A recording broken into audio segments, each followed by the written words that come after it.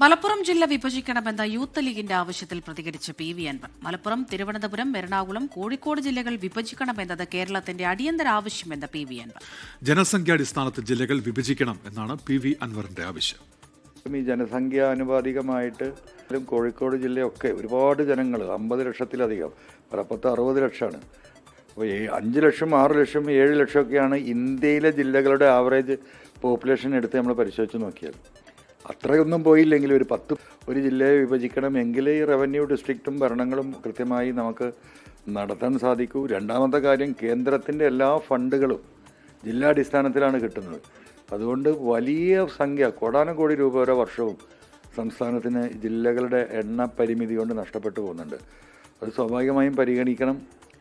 ആ പരിഗണന കേരളത്തിലെ മൊത്തത്തിലുള്ള ജനസംഖ്യ കൂടുതലുള്ള ജില്ലകളിലെ ജനങ്ങൾക്കും സംസ്ഥാനത്തിന് മൊത്തത്തിലും അത് ഗുണകരമാകുമെന്നാണ് എൻ്റെ വ്യക്തിപരമായ അഭിപ്രായം. അജി കുഞ്ഞുമോൻ വിവരങ്ങളുമായി കോഴിക്കോട്. നജി, എന്തൊക്കെയാണ് വിവരങ്ങൾ? അമൃത, ഇന്നലെയാണ് ഈ മലപ്പുറം ജില്ലാ വിഭജനവുമായി ബന്ധപ്പെട്ട യൂത്ത് ലീഗ് ആവശ്യവുമായി അവർ മുന്നോട്ട് വന്നത്. ഈ ആവശ്യം തന്നെ ഇതിനു മുൻപ് പി.വി. അൻവർ ഉന്നയിച്ചിരുന്നു. ഇതുമായി ബന്ധപ്പെട്ടാണ് അൻവർ 24-നോട് പ്രതികരണം നടത്തിയിരിക്കുന്നത്.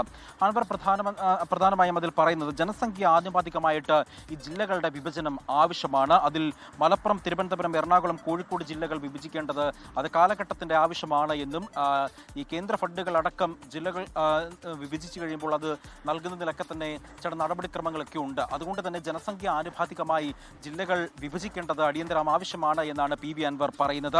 ഇതിനു മുൻപും മലപ്പുറം ജില്ലയിലടക്കം, അതായത് ജനസംഖ്യയുടെ അനുപാതത്തിൽ ഏറ്റവും വലിയ ജനസംഖ്യയുള്ള മലപ്പുറം ജില്ലയിൽ ഈ ജില്ലയുടെ വിഭജനം ആവശ്യമാണ് എന്ന തരത്തിൽ വലിയ തരത്തിലുള്ള ആവശ്യം ഉന്നയിച്ച ഒരാളാണ് പി.വി. അൻവർ. ഇപ്പോൾ യൂത്ത് ലീഗും സമാനമായ ആവശ്യം ഇന്നലെ ഉയർത്തിയതുകൊണ്ടാണ് അൻവർ ഇത്തരത്തിലൊരു പ്രതികരണം നടത്തിയത്.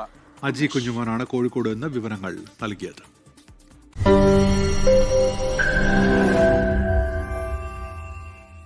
ലോകത്തെവിടെയായാലും ഏത് സമയത്തും 24 വാർത്തകളും ഓഗ്മെന്റഡ് റിയാലിറ്റി പാക്കേജുകളും എക്സ്പ്ലെയിനറുകളും വിശദമായി കാണാൻ ഞങ്ങളുടെ യൂട്യൂബ് ചാനൽ നിങ്ങൾക്ക് സബ്സ്ക്രൈബ് ചെയ്യാം.